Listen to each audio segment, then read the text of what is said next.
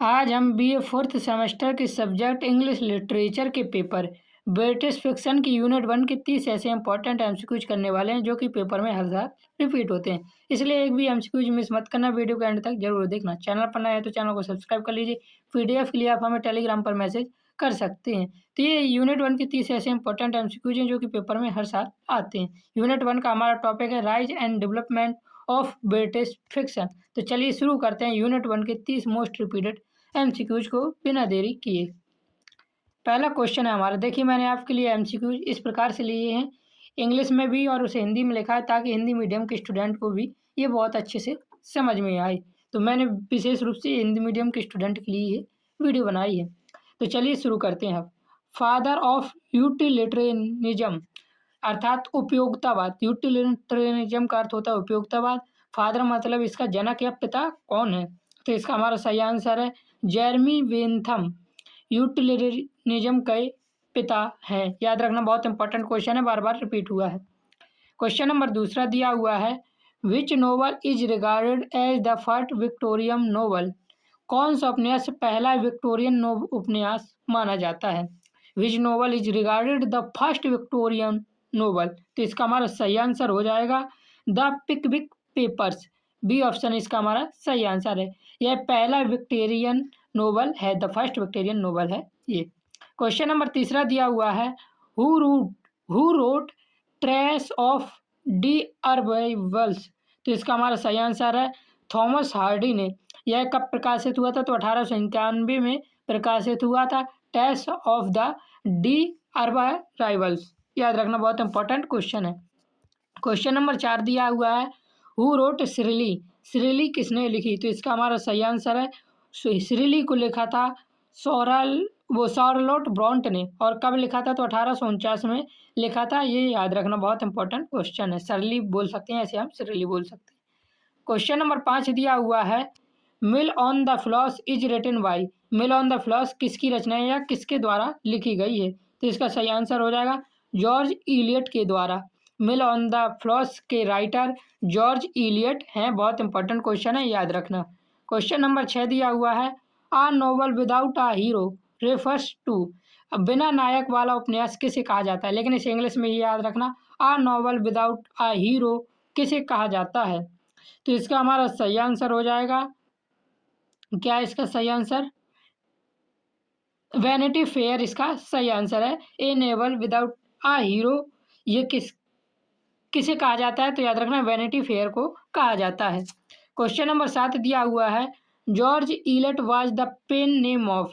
George Eliot किसका उपनाम था? ये पूछा गया है। पेन नेम ऑफ मतलब उपनाम किसका है ये जॉर्ज इलियट? तो George Eliot Mary Ann Evans का उपनाम है। किसका नाम है? मैरी एन एवांस का उपनाम है ये। क्वेश्चन नंबर 8 दिया हुआ है, विच इज डिकनेस अनफिनिश्ड नोवेल? डिकनेस का अधूरा उपन्यास कौन सा है? तो डिकनेस का अनफिनिश्ड नोवेल कौन सा है? तो इसका हमारा सही आंसर हो जाएगा एडविन ड्रूड। एडविन ड्रूड ने ये नोवेल लिखा था। कब लिखा था? तो 1817 में लिखा था एडविन ड्रूड नामक उपन्यास। तो ये इनका अधूरा उपन्यास माना जाता है। क्वेश्चन नंबर 9 दिया हुआ है, women of no importance appeared in? मतलब कि वुमेन ऑफ नो इम्पोर्टेंस कब प्रकाशित हुआ? तो इसका हमारा सही आंसर है, यह एक प्रसिद्ध नाटक है। याद रखना, सबसे पहले वुमेन ऑफ नो इम्पोर्टेंस एक प्रसिद्ध नाटक है। और ये कब प्रकाशित हुआ था? तो 1893 में प्रकाशित हुआ था। क्वेश्चन नंबर 10 दिया हुआ है, leader of pre Raphaelite movement was? मतलब प्री रेफेलाइट आंदोलन का नेता कौन था? तो इसका हमारा सही आंसर हो जाएगा रोसेट्टी। रोसेट्टी प्री रेफेलाइट आंदोलन के लीडर थे। याद रखना, बहुत इंपॉर्टेंट क्वेश्चन है। क्वेश्चन नंबर 11 दिया हुआ है, हु रोट अरोरा लेह? तो अरोरा लेह किसने लिखी है? तो इसका हमारा सही आंसर हो जाएगा अरोरा रे लिखी है, क्या नाम है इनका? एलिजाबेथ बैरेट ब्राउनिंग ने ये लिखी है। और कब लिखी थी? तो याद रखना 1856 में ये लिखी थी। सन भी याद रखना, बहुत बार ये पूछे गए हैं। क्वेश्चन नंबर 12 दिया हुआ है, Maud is written by? Maud किसने लिखी या मॉड किसके द्वारा लिखी गई? तो मॉड लिखी गई थी टेनिसन के द्वारा। और कब लिखी गई थी? तो 1855 में लिखी गई थी, डेट भी याद रखना। कब पब्लिश्ड हुई थी, तो 1855 में पब्लिश्ड हुई थी। क्वेश्चन नंबर 13 दिया हुआ है, the tiger was published in, तो द टाइगर कब प्रकाशित हुई, तो 1794 में द टाइगर प्रकाशित हुई थी। और यह किसने लिखी थी, तो याद रखना विलियम ब्लैक ने लिखी थी। इसके ऑथर कौन थे, विलियम ब्लैक थे, याद रखना। बहुत इंपॉर्टेंट क्वेश्चन है, बार बार पेपर में रिपीट हुआ है। ये 30 के 30 क्वेश्चन आपके पेपर में सीधे देखने को जरूर मिलेंगे। आपने कुछ भी नहीं पढ़ा है तो ये वीडियो देखकर जरूर जाए। मैं आपकी 8 यूनिट्स की भी ऐसी ही वीडियो ले आऊँगा, आप 8 यूनिट्स देख सकते हैं। लिंक डिस्क्रिप्शन पर प्ले लिस्ट का मैं दे दूंगा आपको। क्वेश्चन नंबर 14 है, the tiger is taken from, the tiger किस पुस्तक से लिया गया है, तो इसका हमारा सही आंसर हो जाएगा सॉन्ग ऑफ एक्सपीरियंस नामक पुस्तक से द टाइगर लिया गया है। क्वेश्चन नंबर 15 दिया हुआ है, greatest nature poet of England, अर्थात इंग्लैंड का सबसे महान प्रकृति कवि कौन है, तो इसका सही आंसर हो जाएगा हमारा वर्ड्सवर्थ। वर्ड्सवर्थ एक ग्रेटेस्ट नेचर पोएट थे, कहाँ के, तो इंग्लैंड के। क्वेश्चन नंबर 16 दिया हुआ है, लेक्चर्स ऑन शेक्सपियर किसकी रचना है या किसके द्वारा लिखा गया, इज रिटन बाय, तो इसका हमारा सही आंसर हो जाएगा कोलोरिज, क्या नाम है इनका, कोलरिज के द्वारा ये लिखा गया है लेक्चर ऑन शेक्सपियर। इसके राइटर कौन है, तो कोलरिज है, याद रखना। क्वेश्चन नंबर 17 दिया हुआ है, romantic movement begin with, romantic आंदोलन की शुरुआत किससे हुई थी, तो इसका सही आंसर है लिरिकल बैलेट से हुई थी। और कब हुई थी, तो 1798 में हुई थी रोमांटिक मूवमेंट की शुरुआत। क्वेश्चन नंबर 18 दिया हुआ है, who influenced romantic movement, romantic आंदोलन को किसने प्रभावित किया, तो इसका हमारा सही आंसर हो जाएगा कांट ने। कांट एक जर्मन दार्शनिक थे, याद रखना।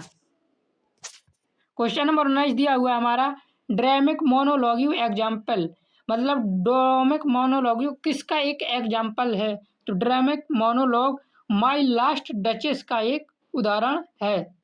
अंग्रेजी साहित्य में डोमोनेटिक मोनोलॉग का सर्वोत्कृष्ट और सबसे प्रसिद्ध उदाहरण माई लास्ट डचेस है, ये याद रखना। क्वेश्चन नंबर 20 दिया हुआ है, In Memoriam is written in memory of, तो इन मेमोरियन किसकी याद में, मेमोरी ऑफ किसकी याद में लिखा गया, तो इसका हमारा सही आंसर हो जाएगा ये लिखा गया था आर्थर हिलम की याद में। क्वेश्चन नंबर 21 दिया हुआ है हमारा, टिम्बुक्टू गॉट मेडल बाय, टिम्बुक्टू को पर पुरस्कार किसे मिला, टिम्बुक्टू गॉट मेडल बाय, इस पर पुरस्कार किसे मिला, तो टिम्बुक्टू पर पुरस्कार मिला था टेनिसन को। इनका पूरा नाम था अल्फ्रेड लॉर्ड टेनिस। इन्होंने 1829 में कैम्ब्रिज विश्वविद्यालय में उनकी कविता टिम्बुक्टू लिखी थी। कब लिखी थी, तो 1829 में लिखी थी। इसी पर उन्हें चांसलर का स्वर्ण पदक मिला था, किनको किनको मिला था, टेनिसन को, याद रखना। बहुत इंपॉर्टेंट क्वेश्चन है, बार बार रिपीट हुआ है। क्वेश्चन नंबर 20 है, tears idle tears is written by, तो टीयर्स इज आइडल टीयर्स लिखा गया था टेनिसन के द्वारा, ये भी याद रखना। क्वेश्चन नंबर 23 है, Lucy poem are written by, तो ल्यूसी पोयम को लिखा था वर्ड्सवर्थ ने, याद रखना ये। क्वेश्चन नंबर 24 है, who wrote confession of an opium eater, तो confession of an opium eater किसने लिखी, तो इसका सही आंसर हो जाएगा डी क्विंसी ने 1821 में अफीम की लत और उनके प्रभावों के बारे में यह प्रसिद्ध आत्मकथा लिखी थी, confession of an opium eater नाम से। क्वेश्चन नंबर 25 है हमारा, literary reminiscence is written by, तो ये किसके द्वारा लिखी गई, तो ये लिखी गई थी डी क्विंसी के द्वारा, याद रखना। क्वेश्चन नंबर 26 है, हु इंट्रोड्यूस्ड नेगेटिव कैपेबिलिटी, तो नेगेटिव कैपेबिलिटी हु इंट्रोड्यूस्ड, यहाँ पे इसका मतलब है कि विचारधारा किसने दी, तो इसका हमारा सही आंसर हो जाएगा कीटस ने ये विचार दिया था, नेगेटिव कैपेबिलिटी का विचार। क्वेश्चन नंबर 27 है, name written in water belongs to, अर्थात नेम रिटन इन वाटर किससे जुड़ा है, तो name written water John Keats से जुड़ा है।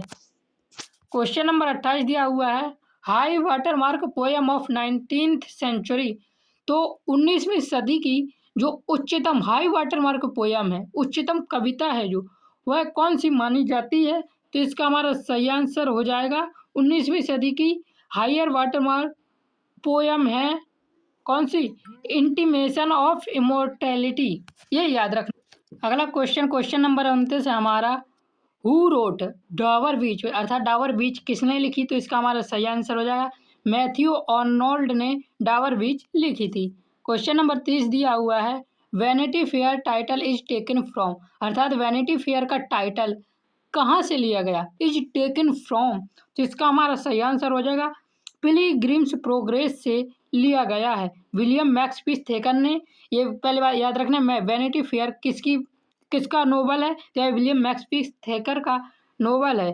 इस उपन्यास का शीर्षक जॉन बुनियन की प्रसिद्ध 17वीं सदी की धार्मिक पुस्तक द पिलग्रिम प्रोग्रेस से ली थी, द वैनिटी फेयर का शीर्षक। तो इस प्रकार मैंने आपके 30 रिपीटेड एमसीक्यूज करवा दी। मुझे उम्मीद है यहाँ से आपके पेपर में 100% क्वेश्चन फंसेंगे। यूनिट 1 की, यूनिट 8 की सारी सीरीज में आपको करवा दूंगा। 30 इंपॉर्टेंट एमसीक्यूज की आप वो देख लेना, 100% स्कोर करके जरूर आएंगे। जय हिंद, जय भारत, राधे राधे।